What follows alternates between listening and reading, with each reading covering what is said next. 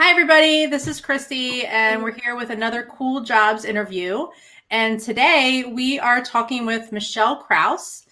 She was a firefighter, an EMT and HazMat technician, and now she is a craniosacral. Is it craniosacral? Sorry, craniosacral therapist. I practice craniosacral therapy as well as other like massage modalities and visceral manipulation. Okay. So, Michelle, why don't you tell us a little bit about what you used to do and what you do now? Because they're both, and part of why I didn't say meet a firefighter slash EMT slash was because it was so long, and you have such an interesting former career and current career. So, why don't you tell us a little bit about both?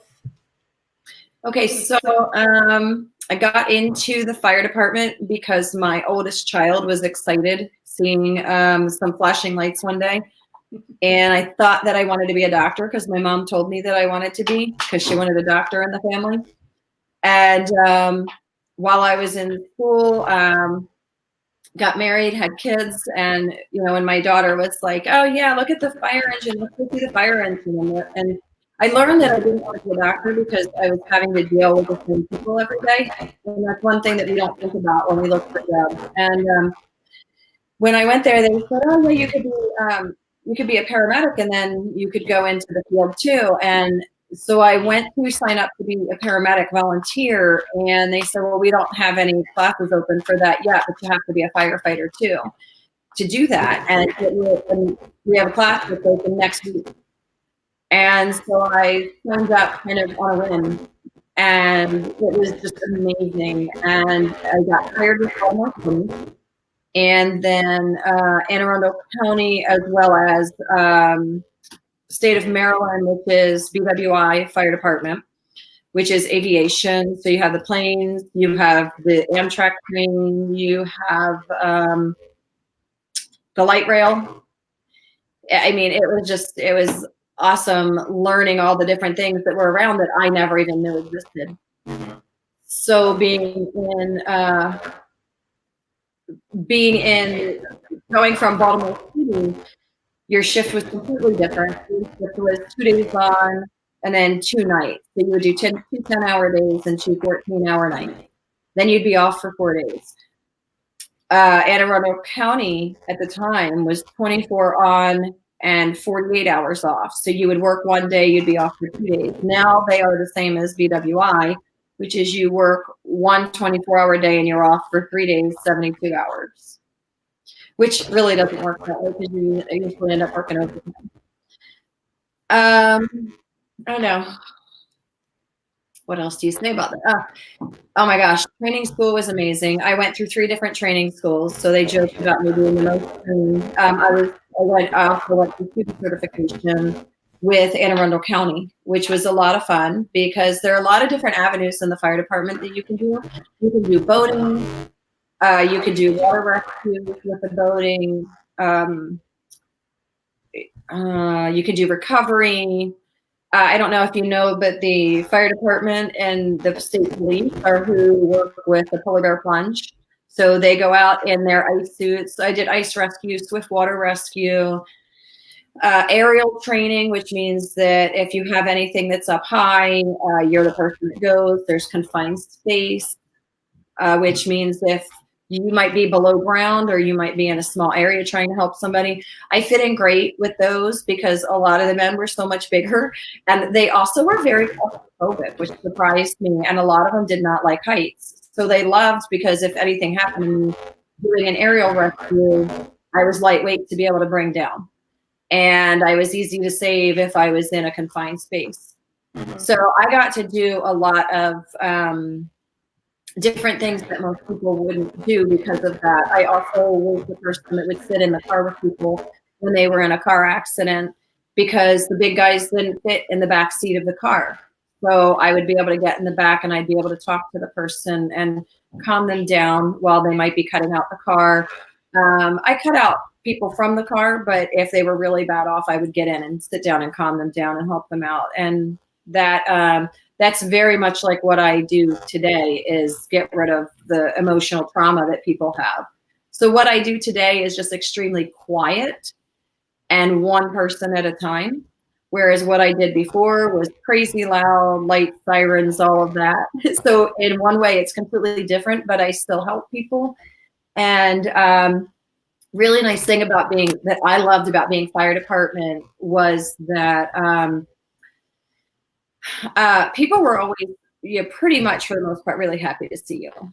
You were there to help them. You were there to take care of them. You were there to try to make their situation better. Whereas in the position as a police officer, because they used to always tell us we were crazy for running into the fire. And I was like, well, you're crazy for running into a really bad situation. Because for us, if there was anything really bad, the police got there first and they secured the scene. Mm-hmm. So I definitely, I highly recommend the job. There's nothing else like it. You have a different story every day.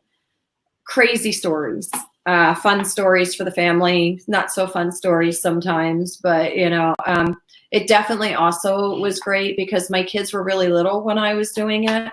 They were like 1 and 2 when I started. And working in Baltimore City really helped me to be so appreciative when I went home to the house that I had and my kids. And I think they still to this day don't understand the death grip I would give them when I got home. Mm-hmm. Knowing the circumstances we lived in compared to other people or the situation that might have happened that day.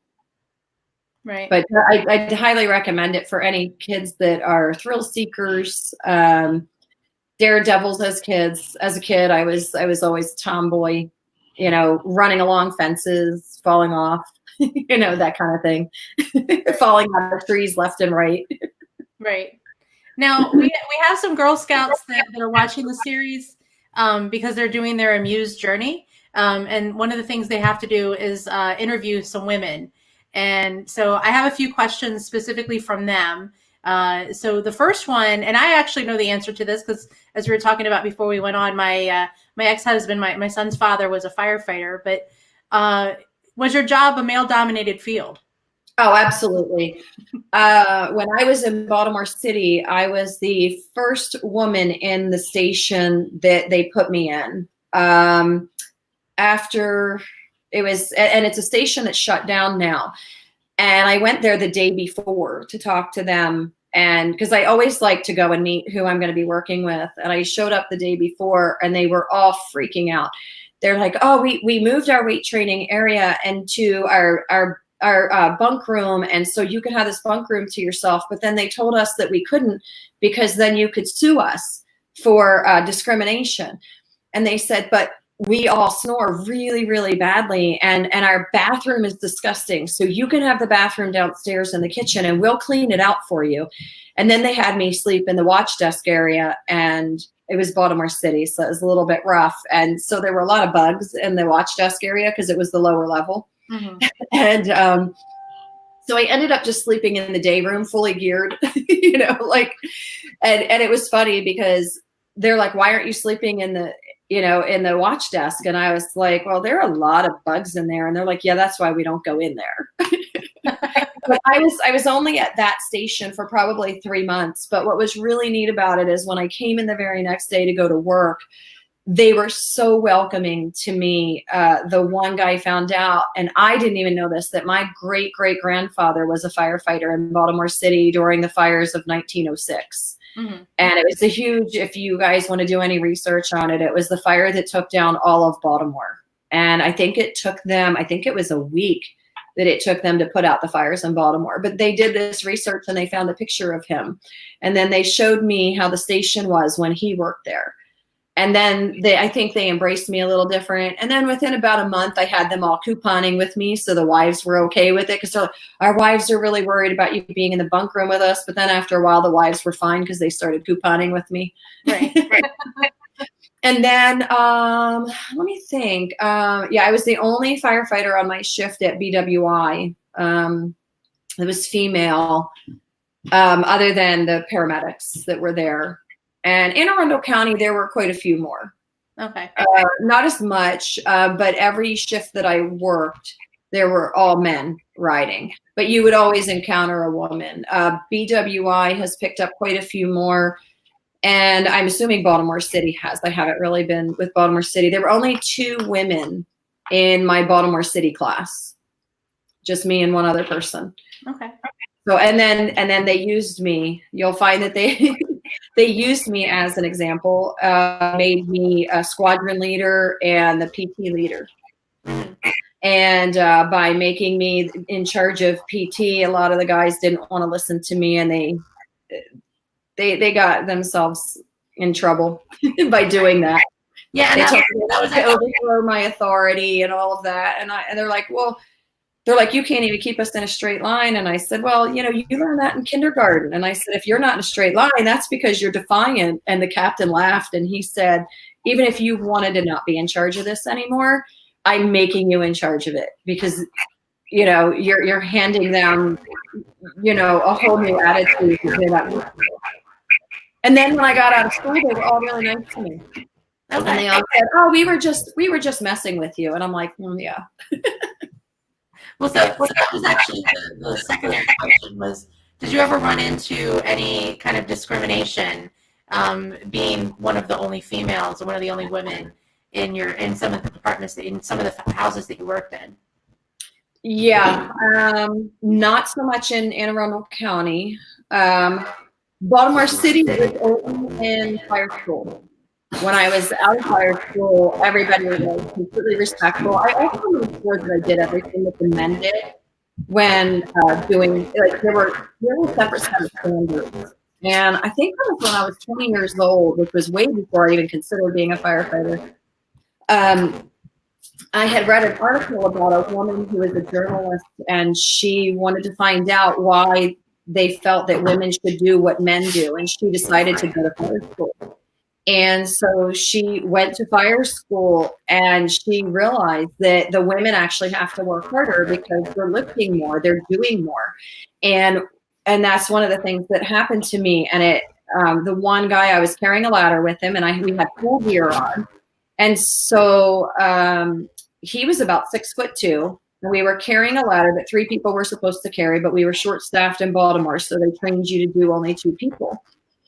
And he threw the ladder down, and he yelled at the captain and said, I'm not working with her anymore. She doesn't do her share. And the captain looked at him, and he said, you're 6'2". You both have the same exact gear on. Your gear weighs about 80 pounds. She weighs half what you weigh, and she's carrying the gear and the ladder. He said, well, the ladder dropped down. And he goes, right, so she's carrying more weight than you, and she wasn't complaining. And he ended up getting fired over that.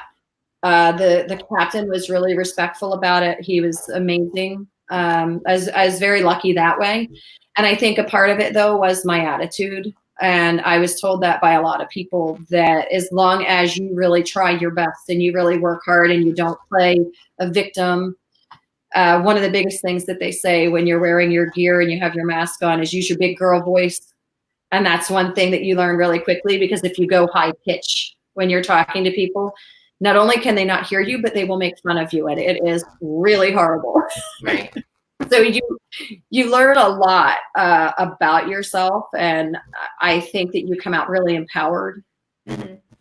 And I mean, it's an amazing career for men or women. It's not like I don't think it's as much like that today at all. I mean, I've been retired now for about 15 years. Mm-hmm. So I see a lot more women out there. It's always great to see women, especially the teeny tiny ones. It's so great to see them because you know what they went through.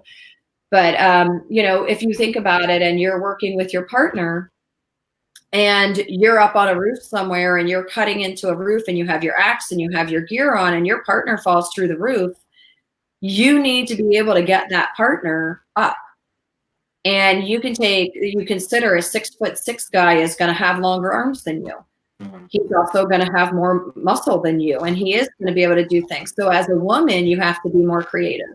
There's an ongoing joke for short people in the fire department. What are the wheels on a fire engine for? They're for climbing up and grabbing your tools. I have the short person problem here. Yeah. I wasn't, I mean, there were a lot of men too that were smaller, so it wasn't just me, but yeah, we definitely utilized, we would climb all over the unit to grab things, you know, you had to hold on to things. But in that token, it also was really rewarding because once you show that you can do the job, you end up being very appreciated. They will do anything for you. They really have the utmost respect. So, but you know, you're going to encounter discrimination, I think, anywhere you go, whether you're male or female. People are going to, especially at the fire department, because if you like to be sarcastic, it's absolutely the job for you. And so you're constantly going to have people picking on you, but in the end, they're going to have your back. Right. You know, when it's all said and done, when they see that you're doing the job and you're not trying to just float by, and they see that you're a hard worker, that's when you really, you know, really see the people's true colors. And they really, you know, but at first, yeah, there was some rousing and all of that, but I proved myself going through fire school. And like I said, I was triple trained. So going through 3 jurisdictions and all of that, and that was really rewarding too, because it helped me see things that worked and things that didn't work. And it gave me an upper hand, I think. Now, did you ever face any stereotypes, not necessarily about being a woman, but just in general about being a firefighter?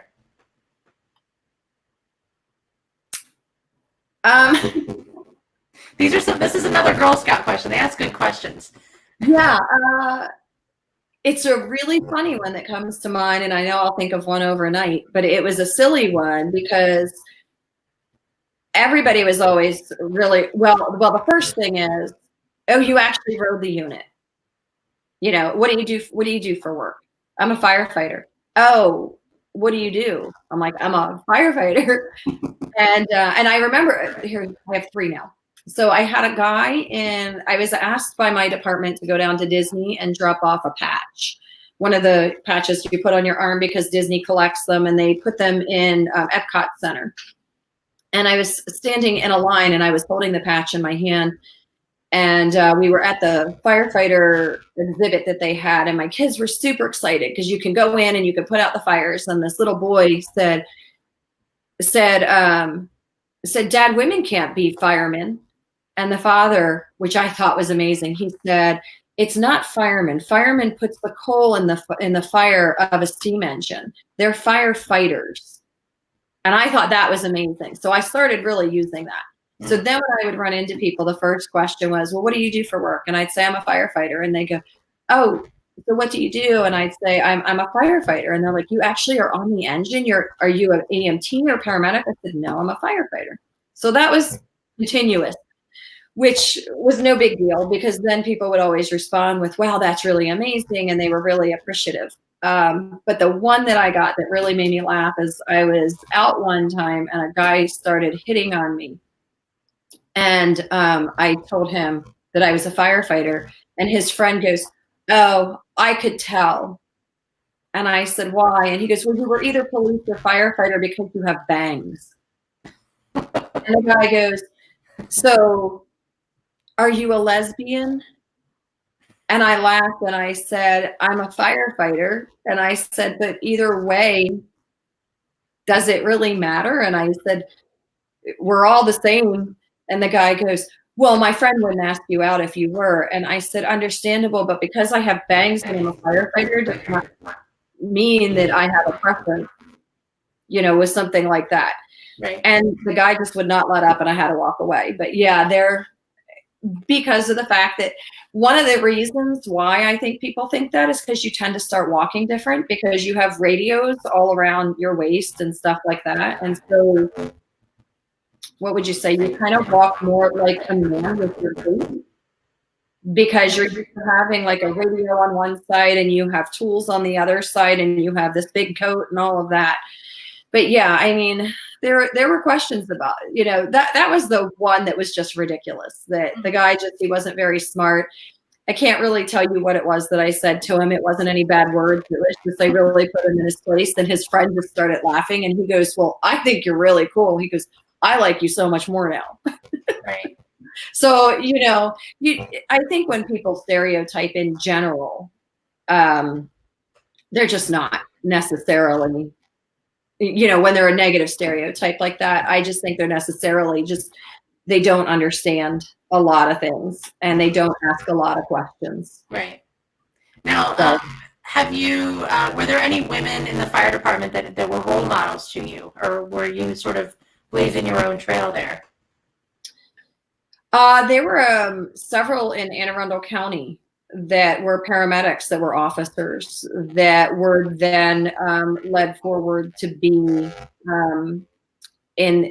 because everybody had to convert. When I was going in, it was when they made the big move that firefighters also had to be paramedics. And that allowed for a big opening for me as well. But there were a lot of female firefighters in Anne Arundel County, and one is actually the chief of Anne Arundel County now. I don't know how long ago she got put in office, but she is the chief of Anne Arundel County now.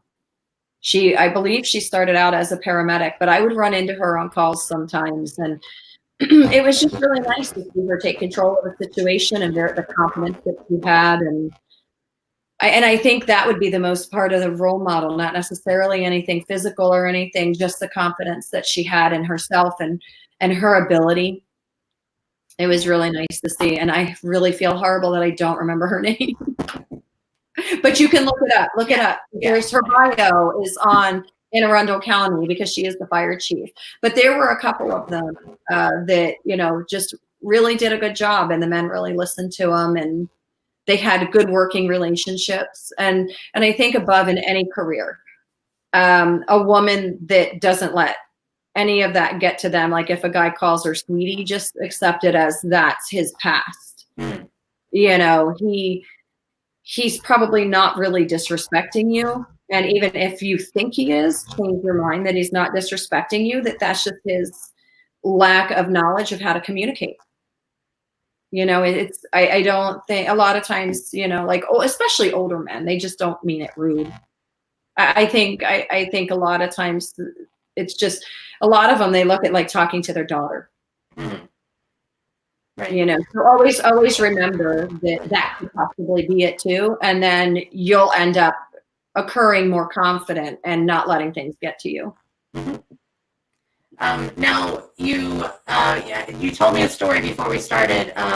You made a really interesting rescue one time when you were in the fire department. Can you tell us a little bit about that? So when I was with BWI is BWI Airport. You're supposed to mainly service the airport, but we did get a house call. We got several house calls, and they do a lot more now.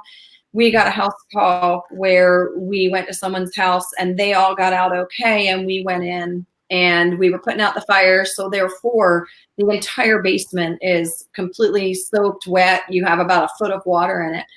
And the owner came running over to our unit, and we were like, is anybody in the house? And they said, no, everybody's out of the house except there's an alligator, and our pet alligator's in the basement.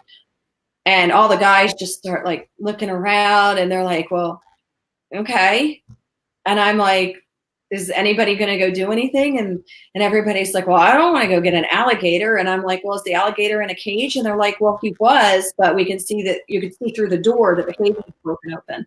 And they had a whole living room set up and everything down there. So you couldn't really see a whole lot because of the foot of water down there. And I kind of started snickering because I was a homeschool mom. And I said, well, I've watched Crocodile Hunter a lot. And everybody's like, oh, no, really? And I'm like, no, really. If you guys can get me some duct tape, I can go in and, I can see what I can do. And I'm like, how big is this crocodile? And they said 4 feet. And they're like 4 feet, 4.5 feet. Well, if you think about 4 feet, you're talking from head to tail. So it's a thin crocodile. He's not, too big. Or I don't remember if he was crocodile or alligator. I think he was probably alligator. And so I asked the one guy if he would just back me up and stand in the stairs, because you have to have 2 in and 2 out at all times. You always have to have a partner with you, because if something happens, they need to be able to radio for you. And then 2 on the outside, because if anything happens to you, then those other 2 come in and they help get you out. And so I asked my one partner if he'd be okay just standing on the stairs when I went down. And he's like, okay. So I went down, and I don't know if you guys have ever watched The Crocodile Hunter, Steve Irwin, but he's so much fun. And so I just tried to put myself in his shoes, and I took this duct tape, this strip of duct tape, and I got on I could see the alligator kind of going through the water. And so I waited until he got to an area where he stood up where it was slightly dry. And then I kind of like jumped on his back, and I put the duct tape like you put it over the top of their snout, is how Steve Irwin would do it, is he would put his hand over their snout. Right. So I used duct tape, and then I wrapped it around the bottom, and then I carried him out the way that Steve Irwin used to do it. And oh my gosh, I was just like laughing the whole time though, because I was just like, I can't believe this is what I actually did today. That, I'm not at a zoo. I'm a firefighter. I'm like, you would think that you'd go in and and I rescued dogs and stuff like that, and animals and all that, other kinds of, pets, but never an alligator. And I have to say that was a real confidence builder for me. That because you have to keep yourself from getting tunnel vision when you go in, because you start looking at what you want to save. And that was all I kept looking at is, he's scared. Mm. And that gave me the confidence to be able to go in and be there for him. And I knew that he was a pet, although I never really did ask if he bit anybody, but I probably could have. But I guess it's better not to ask in that situation. Just go. I figured if I had taken, 250-pound guy down a ladder in fire school, that I could handle a thin alligator in someone's home. Right. Wow. That's a really amazing. Not many firefighters can say that they saved an alligator, can they? Yeah. When you go on Facebook and people say what's one thing that you did that you are pretty sure that nobody else has done, I'm like, I rescued a crocodile from a burning house. Yeah. Or an alligator. Yeah. That's pretty cool. Now we've got about like 3 minutes, 2.5 minutes left. So I want to make sure I ask you, because you're no longer a firefighter. Why don't you tell us a little bit about what you do now? So I got injured in the fire department. I broke 3 helmets, and the last helmet caused me to have herniated discs in my neck. And I was told that without surgery, I couldn't go back to work. And I was told by my chief that if I got the surgery, I'd be in pain the rest of my life and I would never recover from it. And I was going to see a chiropractor to help me with my herniated discs, and I was starting to get better, and I could see it on my MRIs, and I was starting to get massages like he was recommending. I went for a second opinion from another neurosurgeon, and this neurosurgeon recommended to get craniosacral therapy along with the massage and along with the chiropractic, because he could see that my MRIs were getting better. And my chief told me that I needed to pick a new career if I wasn't going to get the surgery. And my chiropractor asked me if I'd be a chiropractor. And I was not fond of I love getting my bones adjusted, and I think it's great for me, but I was not a fan of thinking about doing it myself. That kind of, you kind of go with your gut feeling. You kind of know things that you want to do. If you think of something as a kid, really study up on it and go for it. Because I also, when I got out of school, had wanted to be a massage therapist, but I'm really thrilled that I didn't, because I would not have stayed with that career, I don't think. But now, having the knowledge that I had and that I was getting better through the massage and the craniosacral, I ended up signing up for massage school. And I now do a therapeutic medical massage, and I help people that have had injuries like me, severe injuries, people that have had broken backs, things like that. And it brings me back to also the fire department time of sitting in the back seat, helping people, really being there for them when they're scared, when they think they're not going to get better, and being able to help them also go through career changes too. Mm-hmm. It's very rewarding. It's very quiet. It is completely unlike the fire department in that way. I am probably the loudest and most type A, meaning more high-strung massage therapist that you'll run into. But doing medical massage, I talk to people about what they have going on. I help them become an advocate for themselves. I had to find my avenue to get better. And so that's what I do with other people, is I help them become an advocate for themselves.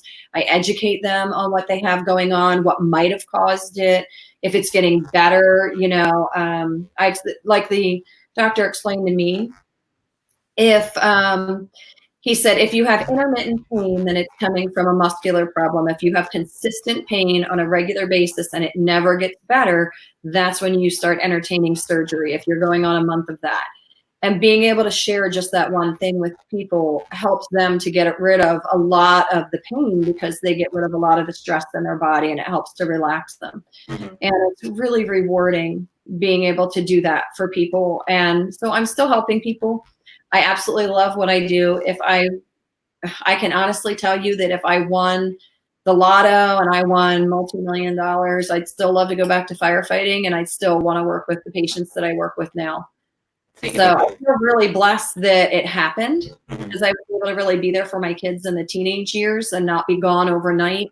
I didn't, have to go through the Baltimore City riots and stuff like that being a firefighter, but I still really, I miss it. And there's some careers that are just in you.